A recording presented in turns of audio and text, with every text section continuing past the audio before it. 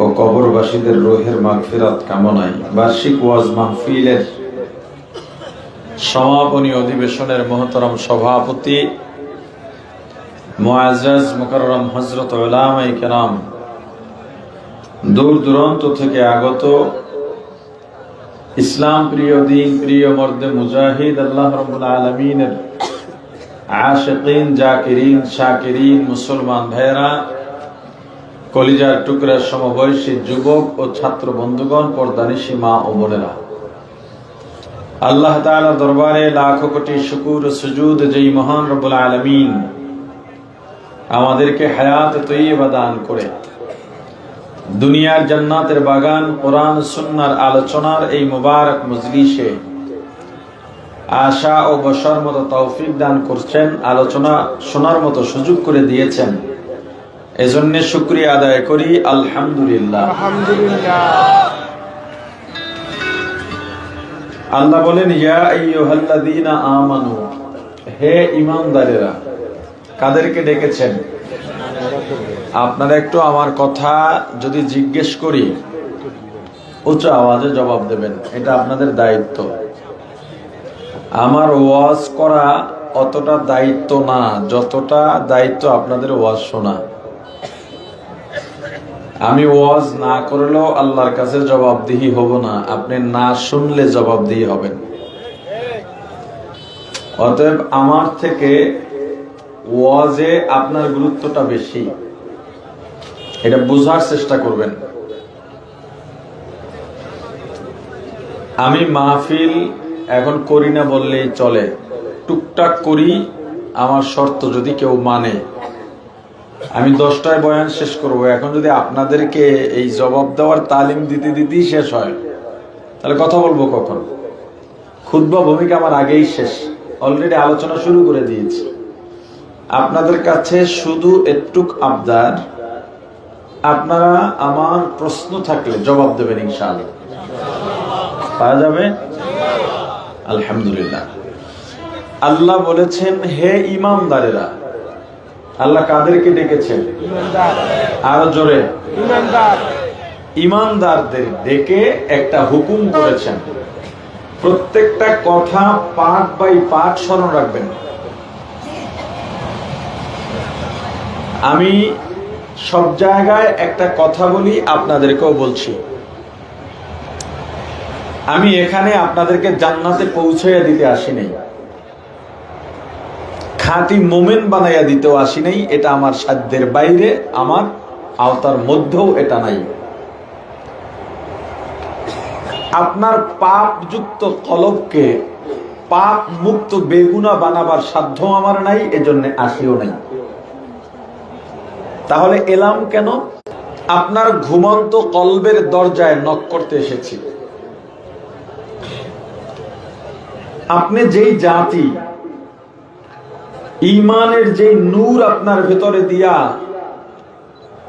ইসলামের যেই দৌলত আপনি বহন করতেছেন, কিন্তু সেই চেতনার উপরে যে দুনিয়ার আবরণ ফেলতে ফেলতে ফেলতে চেতনাকে দাবিয়ে রেখেছেন, সেই চেতনাকে জাগ্রত করতে এসেছি।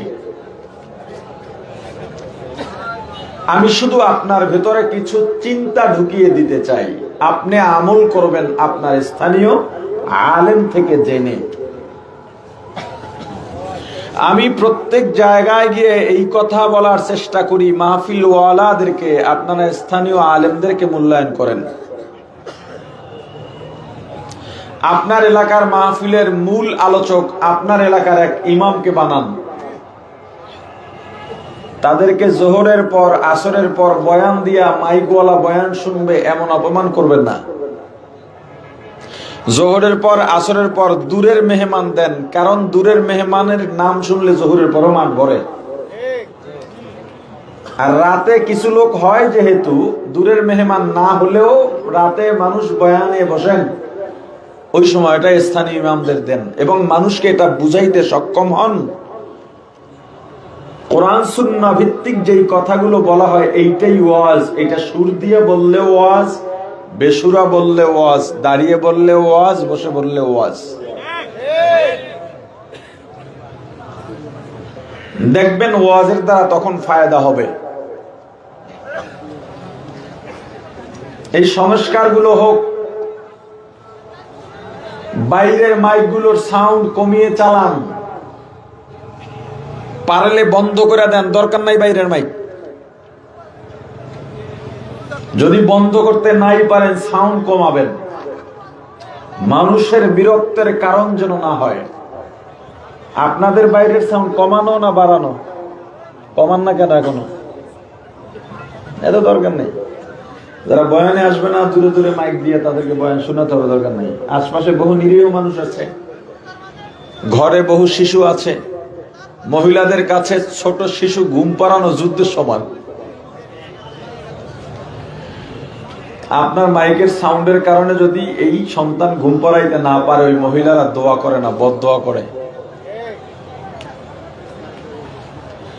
রোগী অনেক বৃদ্ধ থাকে, অনেক রোগী থাকে, তাদের কষ্ট হয়।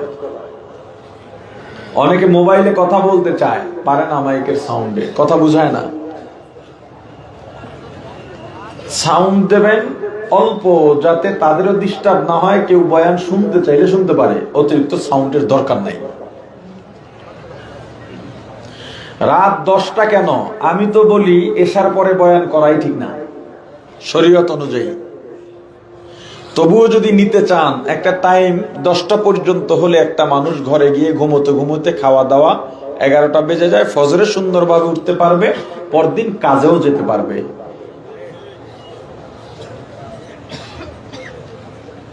কোন শ্রোতাও চায় না রাত 10টা পর্যন্ত বয়ান হোক। কমিটি আকর্ষণীয় আলোচককে সবার শেষে দিয়ে শ্রোতা আটকে রাখে। কি শ্রোতারা কি বলেন? আমার কথা অনেকের ভালো লাগবে না, আমি শুধু একটু বলি মনের আক্ষেপ থেকে। আচ্ছা, এই যে নীতিটা আমি করলাম, শক্ত নীতি করলাম, এতে অনেকে আমার উপরে খুশি হবে না, এই সামান্য বুঝটুকু কি আমার নাই মনে করছেন? না, আমি বুঝি না, এতটাই বোকা। এরপরও কেন করতেছি? আসলে মাহফিল দিয়া যেই উপকারটা হওয়ার কথা ছিল, সেই উপকারটা হচ্ছে না। মাহফিল থেকে ব্যাপক উপকার হওয়া দরকার। আল্লাহ বোঝার তৌফিক দান করেন। আল্লাহ ডেকেছেন ঈমানদারদের, হুকুম করেছেন উদখুলু ফিস সিলমি কাফা, ইসলামে পরিপূর্ণ প্রবেশ করো। কে ডেকেছেন? হে বাদামওয়ালা বাবা, এই আরেক ইবলিস এরে ঢুকায় দিছে মধ্যে। এ বাদাম বেচবে, কেউ পান নিয়ে ঢুকে, কেউ চার ফ্লাক্স নিয়ে ঢুকে। এরা কিন্তু ইবলিসে ঢুকায়। কারণ আপনি যখন বাদাম, কত বাদাম কত, এই যে জিজ্ঞেস করতেছেন, ওই সময় হুজুর কি কথা বলে, এটা কিন্তু আপনি শোনেন না। আপনি বলতে পারবেন না তখন হুজুর কি বলছেন। ইবলিস এইটাই চায়। বাবা তুমি বের হও, না হয় এদিকে আসো, স্টেজে আসো, আসো তাড়াতাড়ি আসো। কই ছেলেটা কই? আসো আমার কাছে, আসো আসো আসো আসো আসো। আবার দৌড়তে দিকে, ওদিকে যায়, ও বুঝে নাই।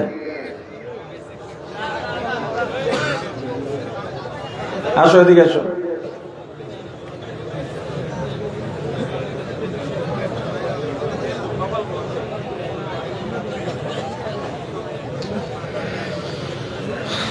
তোর বিপদ থেকে আগে বাঁচিয়ে দিকে আয়।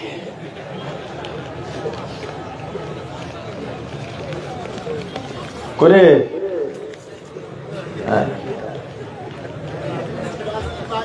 এখানে কয় প্যাকেট আছে সামনে? আমার দেখতে হবে তো। হ্যাঁ, ওয়ালাইকুম আসসালাম। কত করে প্যাকেট? কয় প্যাকেট আছে? গোন, হিসাবে ভুল করবি না।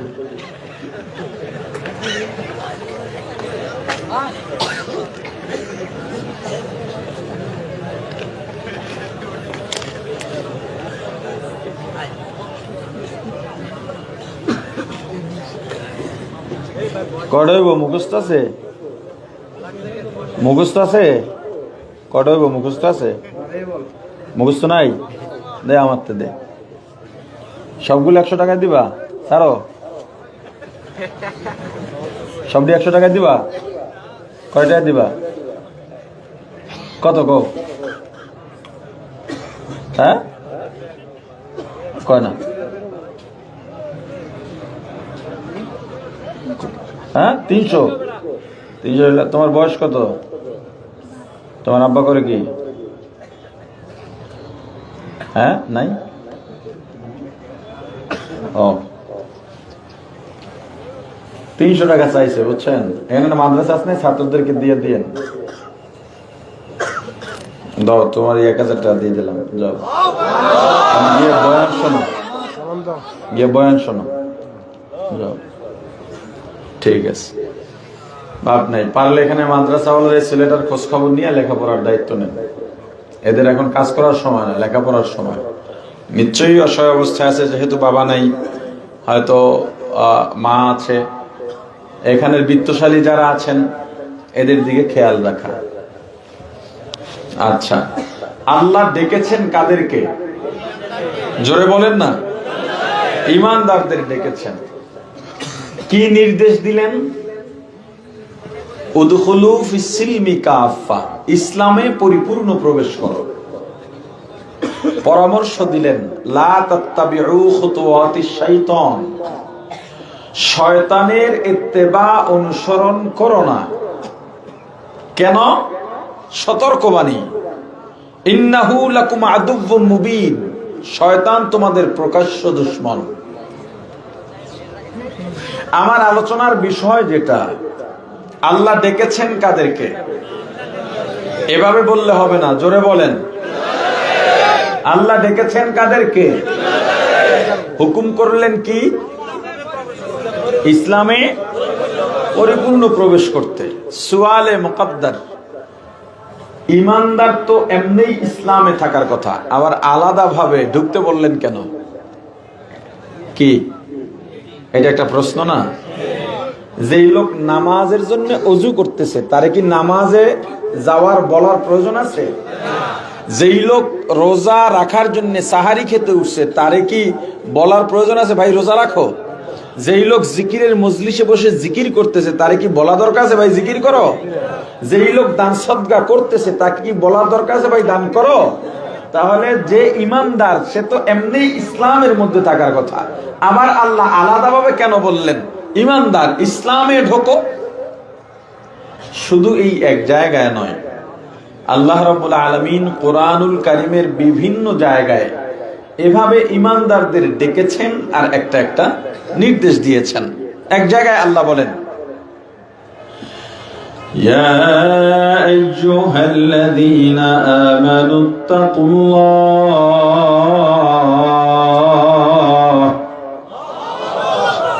হে ইমানদারেরা আল্লাহকে ভয় করো। ইমানদার তো এমনি আল্লাহকে ভয় করার কথা, শুধু ভয়। হাক্কা তুকাতি, যেভাবে ভয় করলে ভয়কে ভয় বলা হয়, ওইভাবে ভয় করার মতো ভয় করো। আপনি বললেন আমি বাবাকে ভয় পাই, শিক্ষককে ভয় পাই, পুলিশকে ভয় পাই,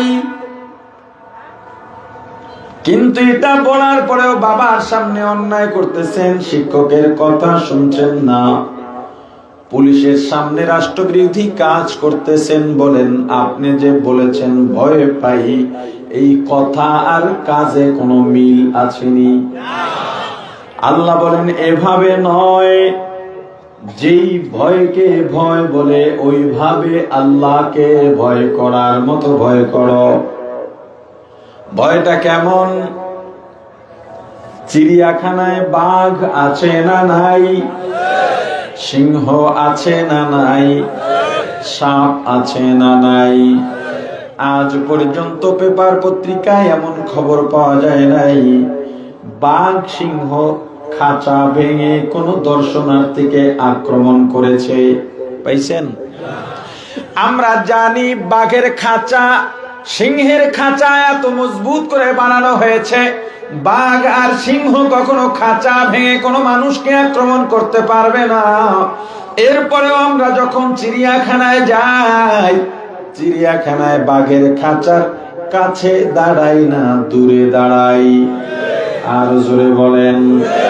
আমি জানি আমি কাছে দাঁড়াইলেও বাঘ আমাকে ধরতে পারবে না, সিংহ আমাকে ধরতে পারবে না, এরপরেও দূরে দাঁড়াইলাম কেন? নিরাপদ জেনেও দূরে দাঁড়াই কি কারণে? আর জোরে বলেন। এইটার নাম ভয়। সাপের খাঁচার কাছে দাঁড়ালাম, সাপ অপর প্রান্তে বীর পাকিয়ে আছে, আমি জানি সাপ ওখান থেকে এসে আমাকে দংশন করতে পারবে না, এরপরেও সাপ বীর পাকানো ছেড়ে যদি ফস করে ওঠে, আমি লাফিয়ে আরো 2 হাত পেছনে চলে যাই। আমি যদি পেছনে না যাইতাম তবু কি সাপ আমাকে ধরতে পারতো? এরপরেও লাফিয়ে পেছনে কেন গেলাম? জোরে বলেন। এইটার নাম ভয়। এখন শীতের মৌসুম, বাংলাদেশের বিভিন্ন অঞ্চলে এখন পুকুর সেচ করে। পুকুর সেচ করা বুঝেন না? দেশি মাছ ধরবে, শিং মাগুর, অনেকে পুকুর নতুন করে খনন করবে, বড় করবে, এজন্যও কাটে, সেচ করে। আপনি মাছ ধরার জন্য পুকুর সেচ করলেন, পুকুর সেচ করা শেষ, এখন মাছ ধরতেছেন। আপনার পুকুরের পাড়ে গিয়া মসজিদের ইমাম দাঁড়ালেন, একজন সত্যবাদী মানুষ, ইবাদত গুজার মানুষ, এলাকার সকলের নয়নের মণি। আর একজন স্কুলের মাস্টার গিয়া দাঁড়াইছেন, তিনিও মানুষ গড়ার কারিগর, সম্মানী মানুষ, সত্যবাদী মানুষ। 2 জন এলাকার শ্রেষ্ঠ ব্যক্তি আপনার পুকুরের পাড়ে দাঁড়াইয়া আপনাকে বললেন, হে মাছওয়ালা, এই যে পুকুরের পাড়ে একটা গর্ত দেখা যায়, গর্তের মধ্যে এখনই বড় একটা শোল মাছ ঢুকছে। আপনি মাছ ধরার জন্য দৌড় দিলেন, গর্ত থেকে মাছটা টেনে বের করবেন, কারণ আপনি পুকুর সেচই করছেন তো মাছ ধরার জন্যে। বড় শোল মাছ লোভ সামলানো যায় না। আপনি যখন গর্তের কাছে গেলেন, পুকুরের অপর প্রান্ত থেকে একটা চোর, এলাকার চিহ্নিত চোর এবং মিথ্যাবাদী, যারে 1 প্যাকেট পাঞ্জা বিড়ি দিয়া, আবুল বিড়ি দিয়া মিথ্যা সাক্ষী দেওয়ানো যায়, এবং মিথ্যা সাক্ষী আমাদের সমাজে আছে না নাই? এই মিথ্যা সাক্ষী যারা প্রদান করে শুধু কি আদালতে না সব জায়গায় আছে না নাই? আপনাকে ডেকে বললো, এ আব্দুল্লাহ, হুজুর আর মাস্টার বলছে গর্তের ভিতরে মাছ ঢুকছে, তুমি কি দেখছো? বলে, না দেখি নাই, কিন্তু আমি দেখছি এখন একটা বিষধর সাপ ঢুকেছে। তোমরা তো আমায় মিথ্যাবাদী বলো, চোর বলো, বিশ্বাস করা না করা তোমাদের ব্যাপার। আমি বললাম সাপ ঢুকছে, এখন তোমার সিদ্ধান্ত, তুমি কি করবা? মাছের কথা বলছে কারা? 2 জন ভালো মানুষ। সাপের কথা বলছে কে? চোর, মিথ্যাবাদী। ওই জায়গায় যদি আপনি থাকেন, বলেন গর্তে হাত দেবেননি? আশ্চর্য ব্যাপার। 2 জন ভালো মানুষ বললেন গর্তের কাছে দাঁড়ায়া, আর একটা চোর, একজন মিথ্যাবাদী দূর থেকে বলছে সাপ ঢুকছে। আপনি তো গর্তে হাত দিলেন না কেন? চোরের কথা বিশ্বাস করে না, না, কারণ সাপের। জোরে বলেন। হাকিকত সে তো দুনিয়া বেখবর হ্যায়, দুনিয়া কি নুমাইশ পর নজর হ্যায়, নবী গোয়াম কে আজ দুনিয়া জুদা বাস, বহুর কারে কে বাসি বা খুদা বাস, সিস্তে দুনিয়া আজ খুদা গাফিল বুদান, कामाश नुकरा गोफर जिंदजान, दुनिया में हो दुनिया का तलब गार नहीं हो, दुनिया में हो दुनिया का तलब गार नहीं हो, बाजार से गुजर हो खरीददार नहीं हो, बाजार से गुजर हो खरीददार नहीं हो, जागा जी लगाने के दुनिया नहीं है, जागा जी लगाने के दुनिया नहीं है, ये इबरत की जाए तमाशा नहीं है, ये इबरत की जाए तमाशा नहीं है। প্রাণের ভাই আমার, আল্লাহ বলেছেন ইয়া আইয়ুহাল্লাযীনা আমানুত্তাকুল্লাহ, হে ঈমানদার আল্লাহকে ভয় করো, হাক্কা তুকাতিহ, যেভাবে ভয় করলে ভয়কে ভয় বলা হয় ওইভাবে ভয় করো। একটা চোরের কথায় না দেখা সাপকে বিশ্বাস করে গর্তে হাত দিলেন না। অথচ উলামায়ে কেরাম আপনাকে কোরআন সুন্নাহ ধরে ধরে বারবার বুঝান, অনুনয় বিনয় করে বুঝান, পীরের খানকা থেকে তবলিগের মেহনত থেকে আপনাকে বুঝানো হয়, ভাই কবরে সাপ আছে, কবরে আযাব আছে, জাহান্নামে আযাব আছে, এরপরেও কেন বিশ্বাস করে ভয় অন্তরে ঢুকাইলা না? আল্লাহ আরো বলেন, ইয়া আইয়ুহাল্লাযীনা আমানুত্তাকুল্লাহ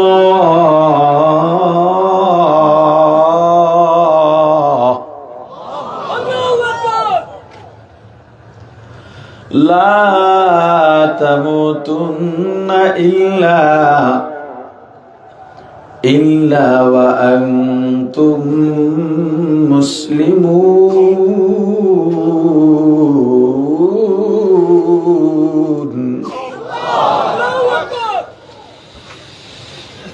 ইয়া আইয়ুহাল্লাযীনা আমানুত্তাকুল্লাহ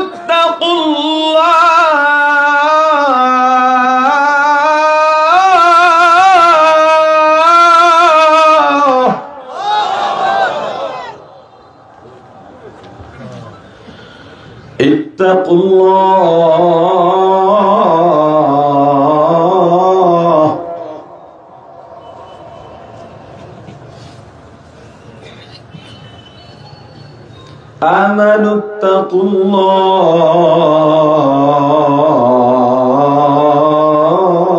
আমানুত্তাকুল্লাহ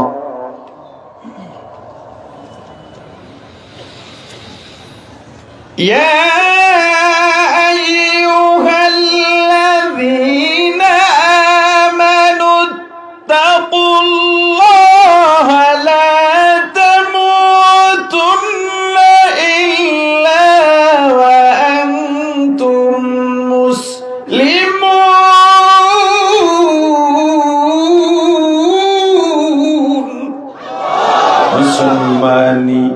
बुअद गर्दन हादत नाने खुद बदस्ते खाजादादान। আল্লাহ বলেন ঈমানদার আল্লাহকে ভয় করো, মুসলমান না হয়ে মরো না। ঈমানদার তুই এমনি মুসলমান হয়ে মরার কথা, এরপরেও আল্লাহ আলাদা ভাবে কেন বললেন মুসলমান না হয়ে মরো না? এতক্ষণ আল্লাহ যা বলেছেন, কিন্তু ওই যে দেখেন আর একটা ঢুকছে, এই মিয়া মাইক শোনো নাই, আর আপনারা দেখেন না যে নিষেধ করছি?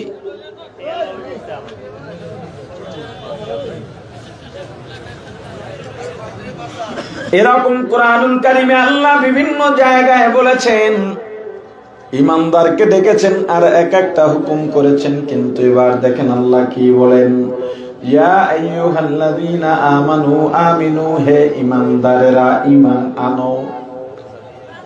ঈমানদারকে কি বলছেন?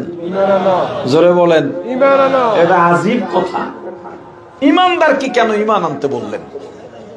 বোঝা গেল এতক্ষণ যে ঈমানদারদের আল্লাহ ডেকেছেন, সেই ঈমানদারদের ঈমানে কিছু ভেজাল আছে। কথা বলে না? ঈমানদারদের ঈমানে কি আছে? ভেজাল আছে। ঈমানদার ঈমানকে মজবুত বানাও, যে কোনো সময় ইসলাম বিদ্বেষীদের বিরুদ্ধে দাঁড়িয়ে যেতে হবে। চতুর্মুখী ষড়যন্ত্র শুরু হয়েছে, বিশেষ করে যাদেরকে এত বছর বন্ধু রাষ্ট্র বলে আমাদেরকে গেলানোর চেষ্টা করা হয়েছিল, তারা এখন চতুর্মুখী ষড়যন্ত্রে লিপ্ত হয়েছে বাংলাদেশকে গ্রাস করার জন্য। এক মলম সাংবাদিক আছে, কিলম সাংবাদিক, কথা কয় না, কোথার হ্যাঁ সবাই জানে, পোলাবান তো ফেসবুক চালায় না, সব কি কয় আছে না নাই, এখন এইসব বলতেছে বাংলাদেশ থাকবে না বাংলাদেশ। কিরে পোলাবান চিল্লাস না কেন? জোরে চিল্লাও, এখন চিল্লানোর সময়, সত্যের পক্ষে চিল্লাতে হবে। এত বছর জবান বন্ধ করে রাখা হয়েছিল, এবার ইসলামের পক্ষে চিল্লাতে হবে, দেশের পক্ষে চিল্লাতে হবে, দ্বীনের পক্ষে চিল্লাতে হবে, ভারতের বিরুদ্ধে ঐক্যবদ্ধভাবে চিল্লাতে হবে।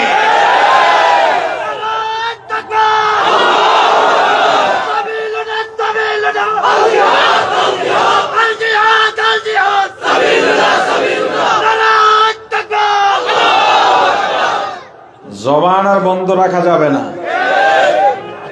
ঐক্যবদ্ধভাবে এগিয়ে যেতে হবে। আর বাংলাদেশের মানুষ কি পারে পদে পদে দেখিয়েছে, আরো একবার যদি দেখাতে হয় আমরা প্রস্তুত আছি। রাজি সবাই? এখন কি ঐক্যবদ্ধ হবেন না দল নিয়ে কামড়া কামড়ি করবেন? জোরে বলেন। কে মিলাদ পড়ে, কে পড়ে না, কে ইয়া নবী সালাম আলাইকা বলে, কে বলে না। ইন্ডিয়ার সেই মালুরা এটা দেখা বাংলাদেশের বিরুদ্ধে লাগে নাই। আরে কথা বলে না। কে রাজনীতি করে, কে কোন দল, কে চরমনাই, কে তবলিগ, কে জামাত, কে সুন্নি, কে ওহাবি, এগুলো ওরা দেখে না। ওরা লেগেছে বাংলাদেশের বিরুদ্ধে, বাংলাদেশের মুসলমানের বিরুদ্ধে। এই উপমহাদেশ স্বাধীন করেছিল মুসলমানেরা। ইংরেজদের নির্যাতন থেকে, অত্যাচার থেকে এই উপমহাদেশের সব ধর্ম বর্ণের মানুষদেরকে বাঁচিয়েছিল শাহ আব্দুল আজিজ মুহাদ্দিসে দেহলভী রহমাতুল্লাহ আলাইহির এক হুঙ্কারের মাধ্যমে। কি ভাবেন ইংরেজরা ইংরেজরা ইন্ডিয়ায় ঢুকেছে ব্যবসার অজুহাত দিয়া, ইস্ট ইন্ডিয়া কোম্পানির নাম দিয়া ব্যবসায়িক একটা সাইনবোর্ড। 50 বছর ষড়যন্ত্রের মাধ্যমে, মীর জাফর আর ঘসেরি বেগমদের ষড়যন্ত্রের মাধ্যমে, যেমন আমার এই দেশে 15 বছরে বহু ঘসেরি বেগম আমরা পেয়েছি, বহু মীর জাফরও পেয়েছি। যারা আপা আপা নেত্রী নেত্রী বলতে বলতে ফেনা তুলে ফেলাইছিল, যারা এই 24-এর মুক্তি আন্দোলনে ছাত্রদের বুকে গুলি চালাতে উদ্বুদ্ধ করেছিল, উস্কানি দিয়েছিল, এটা কি এখন আগে থেকেই চলেছে? আরে জোরে বলেন।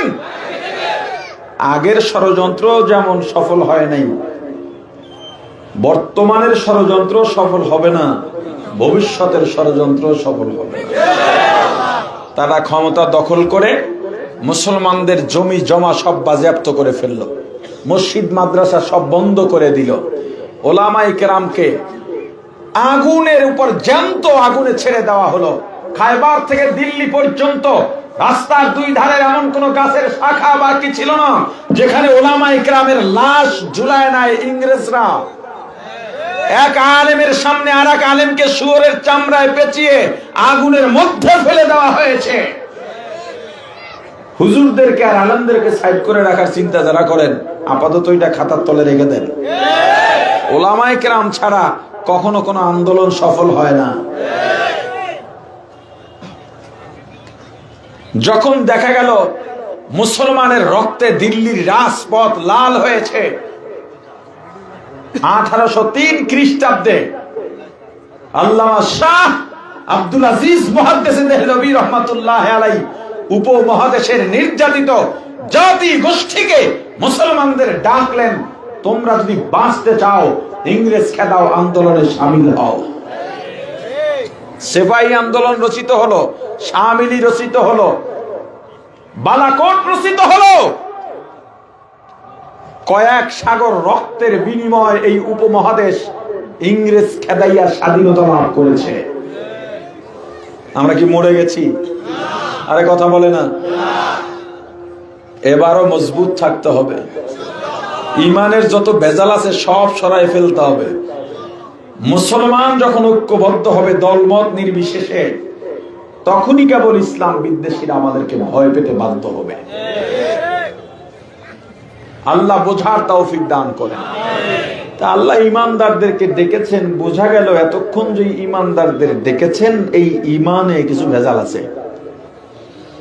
প্রশ্ন হলো, জানার বিষয় হলো কোন ইমানদারদের ডাকলেন আর কেমন ইমান আনতে বললেন। এটা একটু পরে বলছি, আলোচনার শুরুতে যাই। আল্লাহ ডেকেছিলেন কাদেরকে? হুকুম করেছিলেন কি? ইসলামে পরিপূর্ণ ঢুকতে। কেন ইমানদারকে ইসলামে পরিপূর্ণ ঢুকতে বললেন? অনেকগুলো কারণ হতে পারে। আমি যেই আলোচনাটা আপনাদের জন্য দরকার সেটা বলি। শুধুমাত্র ঈমান দিয়া জান্নাত পাওয়া যাবে না, শুধুমাত্র ঈমান দিয়া জান্নাত পাওয়া যাবে না। এর আগে জানা দরকার ঈমান অর্থ কি। বলেন ঈমান অর্থ কি? বিশ্বাস। ঈমান অর্থ আরো জোরে বলেন। ইসলাম অর্থ জোরে বলেন। কই পেয়েছেন এটা? এই ইসলাম অর্থ শান্তি। যাক, ওই ইতিহাস বলতে যাব না কোত্থেকে আসছে। ইসলাম অর্থ শান্তি নয়, ইসলাম অর্থ আত্মসমর্পণ করা, নত হওয়া, নিজেকে মিটাইয়া দেওয়া। তবে ইসলাম শান্তির ধর্ম। ইসলাম শান্তির ধর্ম, কিন্তু শব্দ ইসলামের অর্থ শান্তি নয়। শব্দ ইসলামের অর্থ কি? কিভাবে আত্মসমর্পণ করবেন? আল্লাহ যা বলছেন তা পালন করার মাধ্যমে, মানে আমল করা। এক কথায় যদি বলি, ইসলাম আমলের নাম আর ঈমান বিশ্বাসের নাম। আপনি বিশ্বাস করলেন মাথায় টুপি দেওয়া সুন্নাত, টুপির ইমানদার হয়ে গেছেন। কিন্তু সুন্নাত যদি আদায় করতে চান, সওয়াব পাইতে চান, জান্নাতে যাইতে চান, টুপি মাথায় দিয়া টুপির আমল করে টুপির মুসলমান হওয়া লাগবে। আপনি বিশ্বাস করলেন নামাজ পড়া ফরজ, আপনি নামাজের ইমানদার হয়ে গেছেন। শুধুমাত্র নামাজের ঈমান দিয়া জান্নাত পাওয়া যাবে না। যদি জান্নাত পাইতে চান, নামাজ আদায় করে, নামাজের আমল করে, নামাজের মুসলমান হওয়া লাগবে।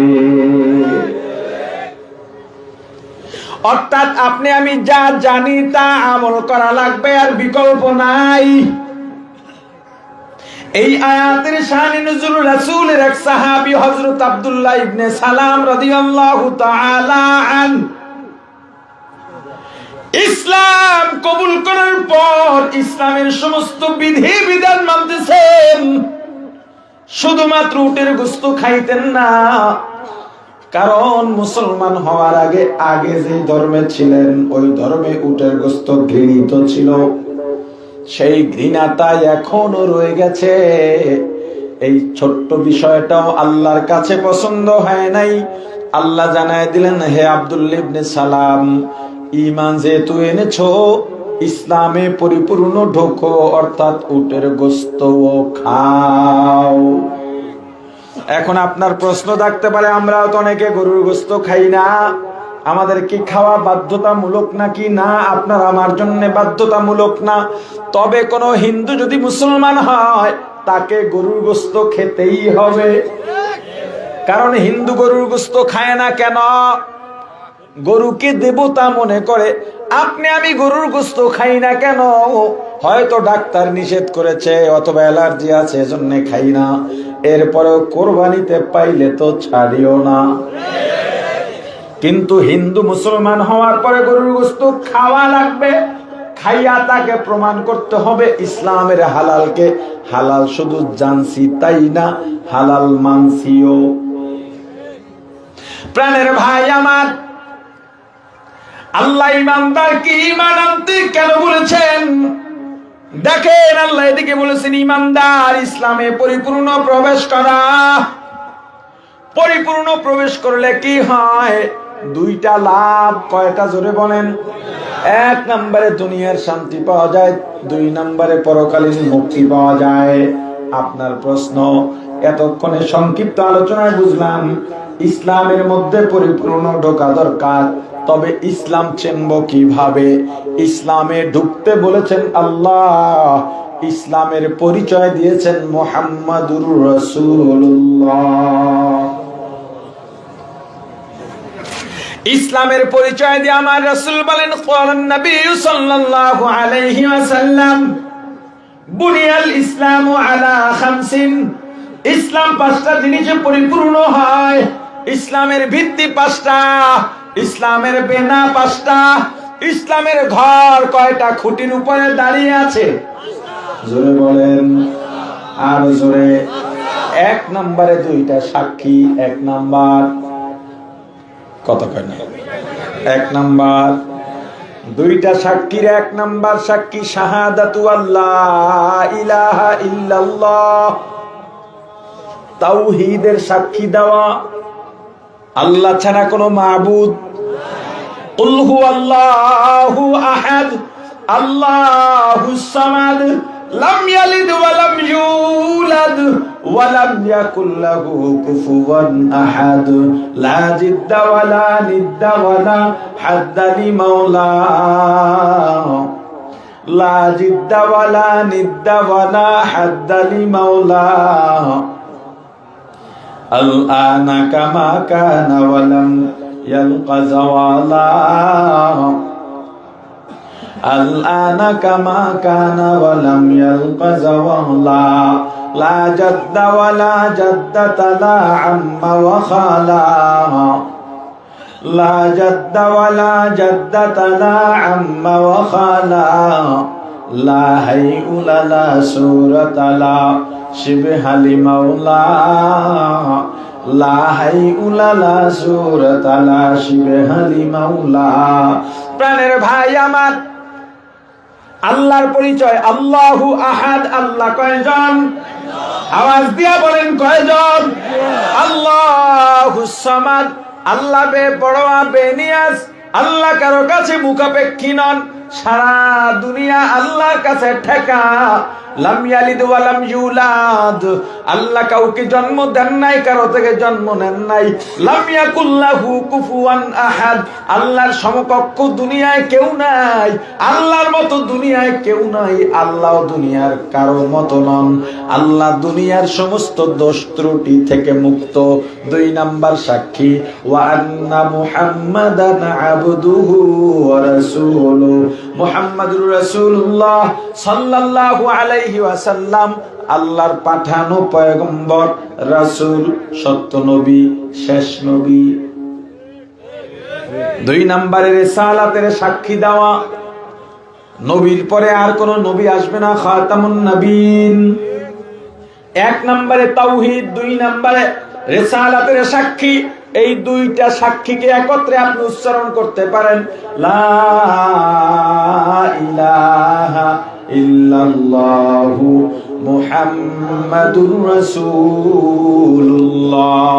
আর যদি সাক্ষী শব্দ সহ উচ্চারণ করতে চান, সেক্ষেত্রে উচ্চারণ করতে পারেন আশহাদু আল্লা ইলাহা ইল্লাল্লাহু ওয়া আশহাদু আন্না মুহাম্মাদান আবদুহু ওয়া রাসূলুহু।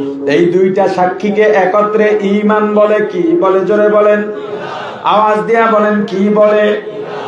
তাহলে ইসলাম বলছিলাম কয় জিনিসে পূর্ণ হয়? জোরে। এক নম্বরে কি দাঁড়ালো? ঈমান। কি? জোরে বলেন। ঈমান কি জিনিস এটাও জানা দরকার। ঈমান তিন জিনিসে পরিপূর্ণ হয়। এক নম্বর ইকরার বিল লিসান, দুই নম্বরে তাসদীক বিল জিনান, তিন নম্বরে আমাল বিল আরকান। এক নম্বরে মুখে স্বীকার করা, দুই নম্বরে মুখে যেটা বলবো অন্তরে বিশ্বাস করা, তিন নম্বরে মুখে বলা অন্তরে বিশ্বাস করা জিনিসটাকে কাজে পরিণত করা। এবার আসেন ওই প্রশ্নের জবাব, আল্লাহ কেমন ইমানদারদের ডেকেছেন আর কোন ইমান আনতে বলেছেন। আল্লাহ ওই সব ইমানদারদের ডেকেছেন যারা চাপাবাজি করে কিন্তু আমলে নাই। মুখে বলে আমাকে ভোট দেন, আমি এটা করে দিব, ওইটা শুধু মুখে বলে, ভিতরে নাই, কথা কয় না। অনেকে মসজিদ মাদ্রাসায় দান করে মারহাবা পাওয়ার জন্য নাম লেখায়, মুখে বলে ভিতরে নাই, এই জন্য দেয় না। দেখবেন যারা নাম টাম লেখায় অধিকাংশই টাকা কিন্তু দেয় না, খোঁজ নিয়ে দেখেন কি কারণে, ভিতরে নাই। যে আল্লাহ দুনিয়ার চাপাবাজ ইমানদারদের ডেকেছেন, এ চাপাবাজ গলাবাজ ইমানদারেরা, শুধু গলাবাজি করো এই ইমানে হবে না। আমাল বিল আরকান, আমল করার মতো যে ঈমান আছে সেই ঈমান আনো। মুখস্থ ঈমান দিয়া হবে না, যেটা জানা সেটা করা, জানার পরে যদি আমল না করা হয়, আল্লাহ বলেন ওয়ালাকাদ দারানা লিজাহান্নামা কাসীরা, আমি আল্লাহ অধিকাংশের জন্য জাহান্নাম বানায় রাখছি। অধিকাংশ জাহান্নামে যাবে কারা? মিনাল জিন্নি মিনাল ইনসি, জিনদের মধ্য থেকে বেশিরভাগ জিন যাবে জাহান্নামে, মানুষদের মধ্য থেকে বেশিরভাগ মানুষ যাবে জাহান্নামে। এই বেশিরভাগ মানুষ যারা জাহান্নামে যাবে তাদের কি কারণ? আল্লাহ তিনটা কারণ এই আয়াতে বলেছেন, তার মধ্যে একটা কারণ বলেছেন লাহুম আযান, আমি আল্লাহ কান দিলাম, লা ইয়াসমাউনা বিহা, অথচ কান দ্বারা শোনে নাই। এখানে শোনা উদ্দেশ্য নয়। আপনার সন্তানকে বলেছেন যাও বাজারে যাও, এই বাজার করে আনো, আপনার সন্তান বাজারটা করে নাই, আপনি নালিশ করলেন ছেলেটা কথা শোনে না। কথা তো শুনছে কিন্তু বললেন কেন? কথা কয় না, মানে নাই, আমল করে নাই। এখানে মূলত শোনা উদ্দেশ্য নয়, আমল উদ্দেশ্য। তুমি নামাজের কথা শুনেছো কিন্তু নামাজ পড়ো নাই, তোমাকে কবর আযাবের কথা বলা হয় কিন্তু কবর আযাব তুমি মানো না, বিশ্বাসও করতে চাও না, যে কোনো সময় আজরাইল দাঁড়ায় যাইতে পারে, এটা শোনো কিন্তু আমল করো না। এ যুবক, কখন আজরাইল আসবে তুমিও জানো না, আমিও জানি না, এত কিছু বলার পরেও জানার পরেও আমল করো না। আল্লাহ বলেন যারা জানে কিন্তু মানে না বা আমল করে না, ওদের জন্য আমি আল্লাহ জাহান্নাম বানায় রাখছি। ঈমানকে খাঁটি করা লাগবে, পাশাপাশি আমলও করা লাগবে। এই আমলদার কবে হব? কোন দিন নিজেকে আমলদারের কাতারে দাঁড় করাবো? যদি গুনাহ হয়ে যায় বেশি বেশি তওবা করে গুনাহ মাফ পাইতে হবে। এত কথা কেন বলে আশেপাশে বুঝি না। যে গুনাহ করে না সে ভালো মানুষ, যে গুনাহ করে সে খারাপ মানুষ, আর যে গুনাহ করার পরে তওবা করে সে সবচাইতে ভালো মানুষ।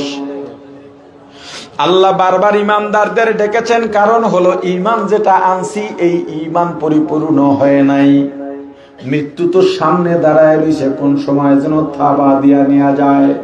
যখন মৃত্যু সামনে দাঁড়ায় যাবে তুমিও ফিরাইতে পারবা না, নেতাও ফিরাইতে পারবে না, পীরেও পারবে না, মা বাবাও পারবে না, টাকা পয়সাও পারবে না, রওনা দেওয়া লাগবে, আর কেউ ফিরাইতে পারবে না। প্রাণের ভাই আমার কুমিল্লার যুবক, সন্তান বিদেশে থাকে, বহু বছর হয়ে গেছে, 3-4 বছর বাড়িতে আসে না। দেখো কত প্রবাসীর লাশ। বাংলাদেশে প্রবাসী যায় এখান থেকে কামাই করার জন্য, টাকা পয়সা বাবাকে পাঠায়, জমি রাখে, ঘর করে, বোন বিয়ে দেয়, ভাইকে লেখাপড়া করায়, কিন্তু প্রবাসীর ফেরে লাশ। এমনও হয়েছে করোনার সময়, আপনারা দেখেছেন, বিদেশ থেকে দেশে আসছে, আত্মীয় স্বজন পরিচয় দিয়ে তাকে নেয় নাই, আছে না নাই? দেশের বাইরে যখনই সফরে যাই কেউ না কেউ এসে কান্নাকাটি করে, হুজুর জীবনটা শেষ করে দিলাম, যৌবনটাও শেষ করে দিলাম। বাড়িতে যাই কিন্তু যখনই যাই বারবার জিজ্ঞেস করে আবার ফিরবো কবে। কেউ বলে না কয়টা দিন থেকে যা, সবাই শুধু আমার থেকে চায় আর চায় আমাকে কেউ খেয়ালও করে না। কার জন্য পাগল হইছ? 4-5 বছর বিদেশের মধ্যে থাকে, মা বাবা হয়রান পেরেশান, সন্তান ঈদ কর আমাদের সঙ্গে। সন্তান 4 বছর পর ফোন দিয়া বলে, বাবা এবার আমি রমজানের ঈদ তোমাদের সঙ্গে কুমিল্লায় গিয়া করব।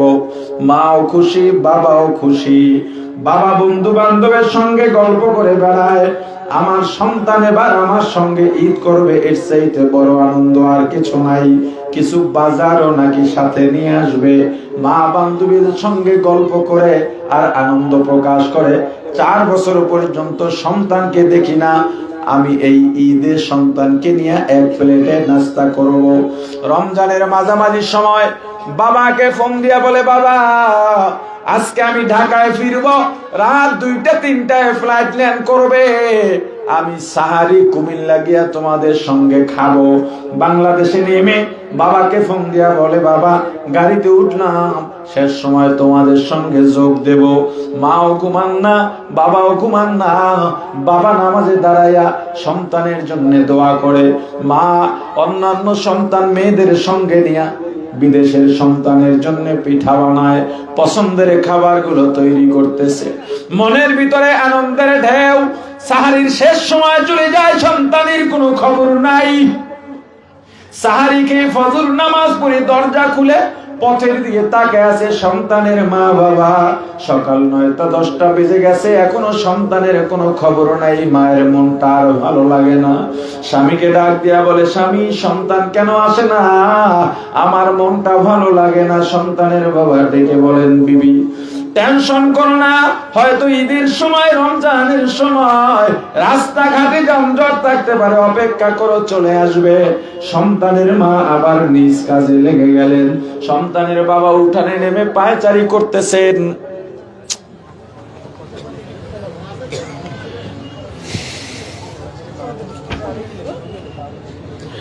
সন্তানের বাবা উঠানের মধ্যে পায়চারি করতেছেন। হঠাৎ করে দেখেন 11টা-12টার দিকে ফোনের মধ্যে রিং বেজে উঠছে। সন্তানের ফোন নাম্বার থেকে আনন্দের সঙ্গে ফোনটা ধরে সালাম দিছে। অপর প্রান্ত থেকে সালামের জবাব দিয়া বলে, আপনি কে? সন্তানের বাবা বলে, তুমি কে? তোমার কণ্ঠ তো আমার ছেলের মতো না, এটা তো আমার ছেলের মোবাইল। অপর প্রান্ত থেকে ডেকে বলে, ও মোবাইলওয়ালার বাবা, এই মোবাইল যদি আপনার সন্তানের হয় আর দেরি করবেন না। আপনার সন্তান যেই গাড়িতে কুমিল্লার উদ্দেশ্যে রওনা দিয়েছে, ওই গাড়িটা গন্তব্যে পৌঁছার আগেই খাদে পড়ে অনেকগুলো মানুষ মারা গেছে। রাস্তার পাশে অনেকগুলো লাশ সাদা কাপড় দিয়া ঢাকা আছে। শনাক্ত করে দেখেন আপনার সন্তান আছে কিনা। অনেকগুলো যুবকও আছে, শনাক্ত করে নিয়ে যান, পুলিশও এখানে আছে। মোবাইলটা আমি রাস্তায় পাইয়া মোবাইলটা খুলতেই আপনাকে প্রথম কলে থেকে ফোন দিয়ে নিশ্চিত হইলাম। বাবা একটা দৌড় দিছে। সন্তানের মা জানালা থেকে তাকায় দেখে স্বামী দৌড়ায়, আনন্দে ডাক দিছে, মেয়েদেরকে তোরা কে কোথায়, তাড়াতাড়ি আয়, তোদের ভাই বুঝি কাছাকাছি জায়গায় এসে গেছে। নতুন চাদর বিছা, বালিশের কভারটা লাগা, শীতের দিন গরম পানি বসা, সফর করে ফিরে গোসল করলে শরীরটা ভালো লাগবে। বাবা দৌড়াইয়া অ্যাক্সিডেন্ট স্পটে গিয়া দেখেন অনেকগুলো লাশ সাদা কাপড় দিয়া ঢাকা। একটা একটা মুখের উপর থেকে কাপড় উঠান। মনের ভিতরে কৌতূহল, কলিজা শুকায় গেছে। হঠাৎ করে তাকায় দেখে কলিজার টুকরা সন্তান লাশের মিছিলের মধ্যে শামিল হয়ে গেছে।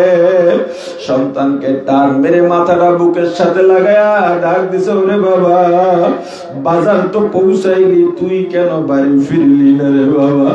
4টা বছর তোর অপেক্ষায় ছিলাম, একটু সামনাসামনি বাবা বলে ডাক দিবি রে সন্তান। আমি পুরুষ মানুষ, নিজেকে ধৈর্য ধারণ করে রাখতে পারবো। আমার ব্যথাটা আমার বুকের ভিতরে লুকায় রাখতে পারবো, কিন্তু তোর মাকে কি জবাব দেব বল রে বাবা। তোর মায়ের চোখের নিচে কালো দাগ পড়ে গেছে তোর জন্য কান্না করতে করতে।